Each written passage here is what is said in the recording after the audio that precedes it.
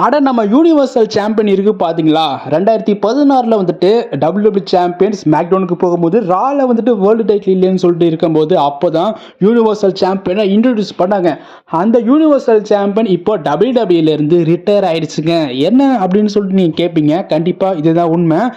WWE official வெப்சைட்லேயே வந்து பார்த்தீங்கன்னா நீங்கள் இப்போ கூட செக் பண்ணிங்கன்னா கூட அந்த யூனிவர்சல் சாம்பியன் ரிட்டையர்ட் அப்படின்னு சொல்லிட்டு போட்டிருப்பாங்க. அதனால இதுக்கப்புறம் WWE அந்த யூனிவர்சல் டைட்டிலே கிடையாது.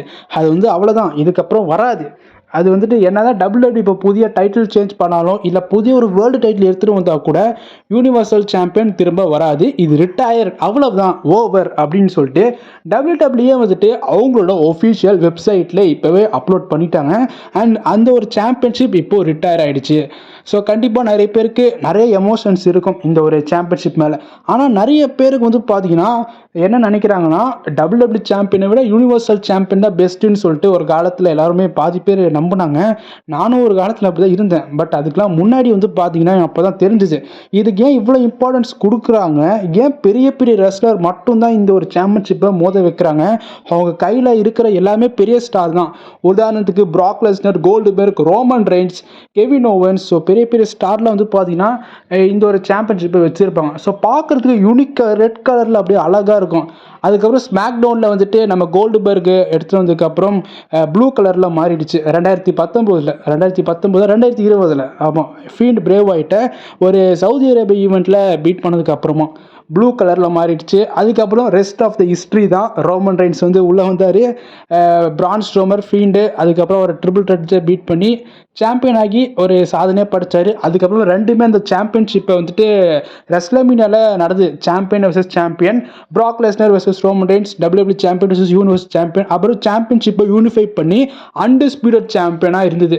அதை தான் இப்போ வந்துட்டு WWE அகைன் மாற்றி ரோமன் ரெயின்ஸ் 1000 days சாம்பியன் ஆனார்ல, அப்போ தான் வந்துட்டு ரோமன் ரெயின்ஸ் கிஃப்ட்டுக்கு பண்ணாங்க. WWE வந்துட்டு இந்த மாதிரி கிஃப்ட் பண்ணாங்க ரோமன் ரெயின்ஸ்க்கு.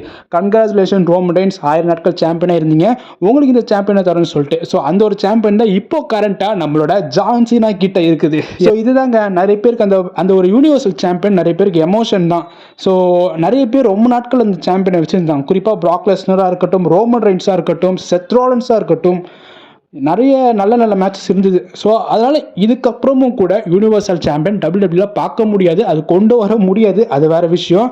ஆனால் அவங்களோட ஒஃபிஷியல் சைட்டில் வந்து பார்த்தீங்கன்னா யூனிவர்சல் சாம்பியன் ரிட்டையர் அப்படின்னு சொல்லிட்டு இப்போதைக்கு போட்டிருக்காருங்க. ஸோ யூனிவர்சல் சாம்பியன்ஷிப் மேட்ச்லேயே உங்களுக்கு எந்த மேட்ச் ரொம்பவே பிடிக்கும்ன்றதை கமெண்ட்டில் சொல்லுங்கள். ஆனால் பாவங்க, நம்ம ஃபின் பேலர் வந்துட்டு ஃபஸ்ட் டைம் அவர் தாங்க வாங்கினார், அதை யாராலையுமே மறக்க முடியாது. ஸோ 2016 சம்மர் ஸ்லாம் ஈவெண்ட்டில் நம்ம செத் ராலன்ஸை பீட் பண்ணி அவர் தான் வாங்கினார். ஆனால் அடுத்த மறுநாள் ரால வந்துட்டு அவரோட சாம்பியனை விட்டுட்டு போயிட்டாருங்க. ஏன்னா அதுக்கான ஒரு எல்போ இன்ஜுரினால. ஸோ அதனால் செத் ராலன்ஸை கண்டிப்பாக நம்மளோட அதனால் நம்ம ஃபின் பேலரை பாராட்டியே ஆகணும் அந்த ஒரு விதத்தில். ஸோ ஆஸ் யூஷுவலாக இந்த ஒரு சாம்பியன் இதுக்கப்புறம் நம்மளால் WWE பார்க்க முடியாது. WWE இது ஒஃபிஷியலாக சொல்லிட்டாங்க. ஸோ இதை பற்றி உங்கள் கருத்து என்னன்றதை கமெண்ட்டில் தெரிவிங்க, பார்த்து தெரிஞ்சுக்கிறேன். யூனிவர்சல் சாம்பியனை நீங்கள் மிஸ் பண்ணுவீங்களா? ஸோ இதை பற்றி உங்கள் கருத்து என்னன்றதை கமெண்ட்டில் தெரிவிங்க. அடுத்த ஒரு அப்டேட் இருக்குதுங்க. அது என்ன அப்படின்னா, மணி இன் த பேங்க் ஈவெண்ட் எந்த டேட்டில் நடக்க போகுது சொல்லிட்டு இப்போ WWE ஒஃபிஷியலாக கன்ஃபார்ம் பண்ணி சொல்லிட்டாங்க. அது என்ன டேட் அப்படின்னா June 7. தலை for a reason. Yes, June மாதம் 7th டேட்டில் நடக்குது. நம்ம இந்தியாவில் வந்து 8ஆம் தேதி நடக்கும். ஸோ அங்கே சனிக்கிழமை, இங்கே ஞாயிற்றுக்கிழமை நடக்க போகுது. லாஸ் ஏஞ்சல்ஸில் நடக்க போகுதுங்க. ஸோ இந்த ஒரு ஈவெண்ட் 2025 அடுத்த மாதம் வந்துட்டு, இது ஏப்ரல், அடுத்த மாதம் மே. ஸோ மேயில் வந்துட்டு பேக்லாஷ் ஈவெண்ட் நடக்கும். பேக்லாஷ் ஈவெண்ட்டுக்கு அப்புறமா ஜூன் மாதத்தில் மணி in the bank event match வந்து பார்த்தீங்கன்னா நடக்க போகுது 2025 ஜூன் 8ஆம் தேதி நம்ம இந்தியாவில் வந்து பார்த்தீங்கன்னா நடக்கும். So money in the bank brief கேஸ்க்கு வந்து பார்த்தீங்கன்னா இப்போதைக்கு வந்துட்டு உங்களோட ப்ரெடிக்ஷன், அதாவது எனக்கு இந்த ரெஸ்லர் வந்துட்டு வின் பண்ணால் நல்லாயிருக்கும்ப்பா, money in the bank briefcase win பண்ணால், விமன்ஸில் மற்றும் மென்ஸில் அந்த 2 ரெஸ்லரை கமெண்ட்டில் தெரிவிங்க, பார்த்து தெரிஞ்சுக்கிறேன். ஸோ என்னை பொறுத்தளவில் வந்துட்டு நம்மளோட LA நைட் அவர்கள் வின் பண்ணால் நல்லாயிருக்கும்னு சொல்லிட்டு நான் நினைக்கிறேன். ஸோ இதை பற்றி உங்கள் கருத்து என்னன்றதை கமெண்ட்டில் தெரிவிங்க. ஸோ இன்றைக்கான ரெஸ்லிங் அப்டேட் அவ்வளவுதான். இந்த வீடியோ பிடிச்சிருந்தா ஷேர் பண்ணுங்கள், லைக் பண்ணுங்கள். உங்களுக்கு எனக்கு ஏதாவது ஹெல்ப் பண்ணணும், சப்போர்ட் பண்ணணும்னு நினச்சிங்கன்னா ஜாயின் பட்டன் கொடுத்து எனேபிள் பண்ணி நீங்கள் எனக்கு ஏதாவது சப்போர்ட் பண்ணலாம். நான் வந்துட்டு கிட்டத்தட்ட யூடியூப்பில் ஒரு 5 இயர்ஸாகவே இருக்கிறேன். நிறைய ரெஸ்லிங் சேனல் ஆரம்பத்தில் ஆரம்பித்து பாதிலே விட்டுருக்கேன். இது என்னோடய 3வது ரெஸ்லிங் சேனல். ஸோ அதனால் இப்போதைக்கு யூடியூப்லேருந்து எனக்கு ₹1 கூட நான் இன்னும் ஏர்ன் பண்ணலை. ஸோ அதனால் நீங்கள் ஏதாவது சப்போர்ட் பண்ணணும்னு நினச்சிங்கன்னா ஜாயின் பட்டன் மூலியமாக நீங்கள் எதாவது பண்ணலாம். அது வந்து உங்களோட விருப்பம் தான். ஸோ அதனால் பண்ணுறதா இருந்தாலும் பண்ணுங்கள்.